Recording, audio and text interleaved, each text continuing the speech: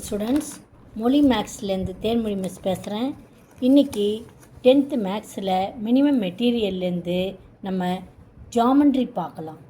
நேற்றோட நம்ம அல்ஜிப்ரா பார்த்து முடித்தாச்சு. இன்றைக்கு நம்ம என்ன பார்க்கலாம்? ஜாமெண்ட்ரி, அதாவது வடிவியல். தமிழ் மீடியத்தில் சில எளிய கணக்குகள் மட்டும் பார்க்கலாம். ஓகேவா? முதல் கணக்கு 66, எக்ஸாம்பிள் 4.8. அதில் என்ன கொடுத்துருக்குறாங்கன்னா, கொஸ்டினில் இஃப் ஏ ட்ரையாங்கிள் படிக்கிறதுனால கவனிங்க. Triangle ABC is similar to triangle DEF such that BC is equal to 3 cm, EF equal to 4 cm and area of triangle ABC 54 cm square. Find the area of the triangle DEF. Tamil மீடியத்தில் படிக்கலாம். 4.8 question. Okay, example 4.8.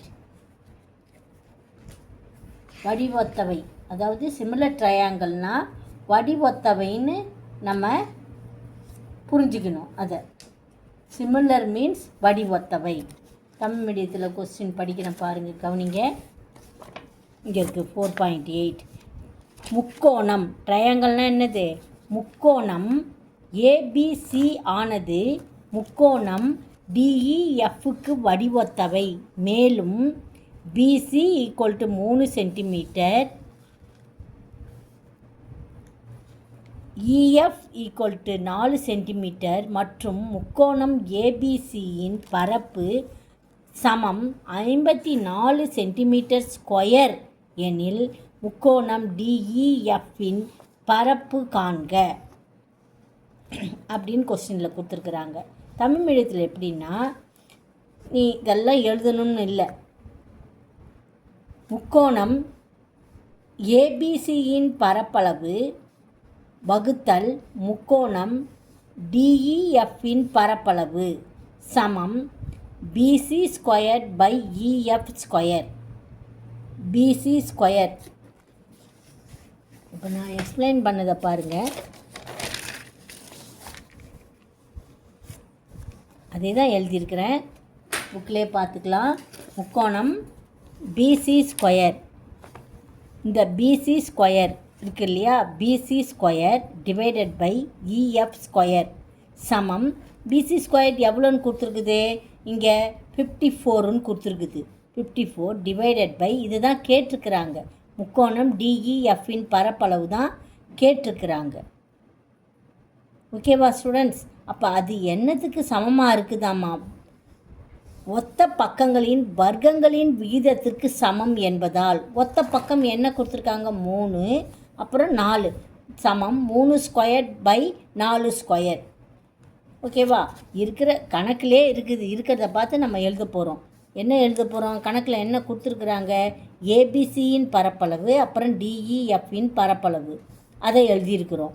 PC square divided by EF square that is equal to BC square எவ்வளவு? 54.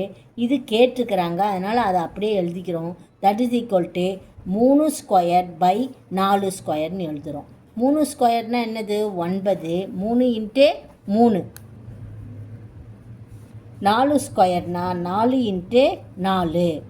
4 பெருக்கல் 4, அப்போ 16. இது 9. 3, 9, 16. இப்போ எப்படியே cross multiply பண்ணுறோம். இதுதான் நம்மளுக்கு தேவை. அதனால் டிஇஎஃப்பின் பரப்பளவு ஈக்குவல் டு இந்த 16 மேலே போயிட்டோம், அதான் மேலே போயிடுச்சு பார் நியூமரேட்டரில், அதாவது தொகுதியில் போயிடுச்சு. 16 பெருக்கல் 54 பை 9. இந்த 9 இருக்குது இல்லையா நியூமரேட்டரில், அதாவது தொகுதியில் இருக்கிறது பகுதிக்கு வந்துடுது. இப்போ கேன்சல் பண்ணால் நம்மளுக்கு 96 சென்டிமீட்டர் ஸ்கொயர். ஓகேவா ஸ்டூடெண்ட்ஸ்?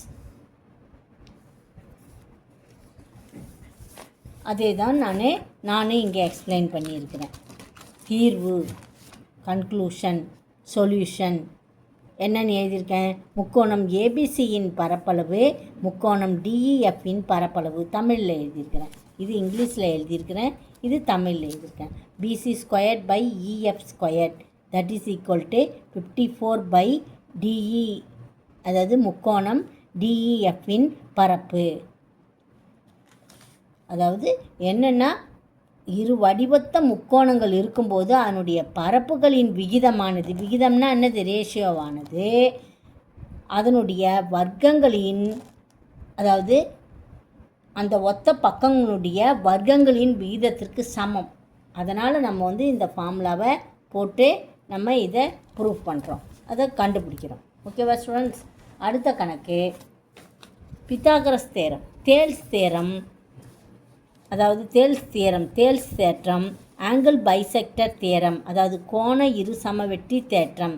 இது ரெண்டுமே நான் முன்னாடியே அப்லோட் பண்ணியிருக்கிறேன், அதனுடைய லிங்க்கை இதில் ஷேர் பண்ணுறேன், அதை பார்த்துக்குங்க. அடுத்தது பித்தாகரஸ் தேற்றம் நான் நாளைக்கு அப்லோட் பண்ணுறேன். அடுத்தது சீவாஸ் தேற்றம் இப்போ பார்க்கலாம். பக்கம் 202 இருக்குது, தமிழ் மீடியத்துக்கு 202 இருக்குது, இங்கிலீஷ் மீடியத்துக்கு 195 பக்கத்தில் இருக்குது. 202 அது நம்ம ப்ரூஃபெல்லாம் தேவையில்லை, அதுக்கு அந்த தேற்றத்தை மட்டும் எழுதுனா போதும். 2 மார்க் கொஸ்டினில் கேட்பாங்க, ரேராக கேட்பாங்க, இருந்தாலும் நம்ம படிச்சுக்கலாம். அது இங்கே இருக்கு பாரு, சீவாஸ் தேற்றம். இந்த ட்ரையாங்கிளை போட்டுட்டு, ரொம்ப ஈஸி இந்த தேற்றம், இந்த ட்ரையாங்கிள் போட்டுட்டு ஏபிசின்ற ட்ரையாங்கிள், அதை இஎஃப்டி அப்படின்னு 3 இடத்துல இன்டர்செக்ட் பண்ணுற மாதிரி கோணம் வெட்டி நம்ம எழுதிடணும், படம் வரைஞ்சிடணும். அதை தான் இங்கே கொடுத்துருக்குறாங்க, இதை மனப்பாடம் பண்ணிக்கணும். ஏபிசி என்பது ஒரு முக்கோணம் என்க, பக்கங்கள் பிசி சிஏ ஏபி இல் உள்ள புள்ளிகள் முறையே டிஇஎஃப், டிஇஎஃப், இது டி கிடையாது, இங்கே எஃப், டின்னு இங்கே கொடுத்துருக்குது, ஆனால் எஃப், டிஇஎஃப் என்க, அதனுடைய பக்கங்கள் எஃப் என்க, டிஇ மற்றும் எஃப் என்க. முக்கோணத்தின் பக்கங்கள் ஒரே திசையை பொறுத்து ஏடி பிஇ மற்றும் சிஎஃப் என்ற சிவியன்கள் ஒருங்கிசைந்துள்ளது எனில் பிடி டிவைடட் பை டிசி, இது அப்படியே பெருக்கல் சிஇ டிவைடட் பை இஏ பெருக்கல் AF divided by FB equal to 1 அப்படின்னு சொல்லிட்டு நம்ம எழுதணும். இது டிஇஎஃப்னு இல்லாமல் அதுதான் போல இருக்குது, டிஇஎஃப் இப்படி போட்டிருக்கிறாங்க, இந்த சைடாக போட்டிருக்கிறாங்க. ஓகேவா ஸ்டூடெண்ட்ஸ்? டி இங்கே, இஎஃப். ஏபிசி என்பது ஒரு முக்கோணம் என்க, பக்கங்கள் என்னது, பிசி சிஏ அப்புறம் ஏபி. இது எந்த இடத்துல, டிஇஎஃப் என்ற 3 புள்ளிகளில் அது ஒரே திசையை பொறுத்து அமைகிறது. அப்போ என்ற சிவியன்கள் ஒருங்கிசைந்துள்ளது எனில் அதை எப்படி எழுதலாமா, நம்ம பிரித்து எழுதணும். எப்படி எழுதணும், BD by DC divided by CE by EA பெருக்கல் AF by FB that is equal to 1 அப்படின்னு எழுதணும். இதுக்கு பேர் தான் என்னது, சீவாஸ் தேற்றம். அடுத்த தேற்றம் என்னென்னா மெனிலாஸ் தேற்றம். மெனிலாஸ் தேற்றம் அதுவும் ஈஸி தான். அந்த தேற்றம் எப்படின்னா, இங்கே இருக்குது, அதே பேஜிலே தான் இருக்குது. மெனிலாஸ் தேற்றம் ஏபிசி என்ற முக்கோணத்தின் பக்கங்கள் பிசி இங்கே படம் பாருங்கள், ஏபிசி என்ற முக்கோணத்தின் பக்கங்கள் பிசி சிஏ மற்றும் ஏபி அவற்றின் நீட்சியில் உள்ள புள்ளிகள் முறையே, அதை எக்ஸ்டெண்ட் பண்ணும்போது புள்ளிகள் முறையே என்னென்ன புள்ளிகள், பி, இங்கே ஒரு புள்ளி பி, அடுத்தது கியூ, ஆர் ஆகியன நீட்சி புள்ளிகள். ஓகேவா? ஒரு கோடமைந்த புள்ளிகளாக அமைய அது ஒரே கோட்டில் அமைந்த புள்ளி. இது மூணுமே ஒரே கோட்டில் அமைந்த புள்ளிகளாக அமைய தேவையான மற்றும் பொதுவான நிபந்தனை. இந்த மூன்று புள்ளிகளும் பி நீட்சி புள்ளிகள் எது? PQR.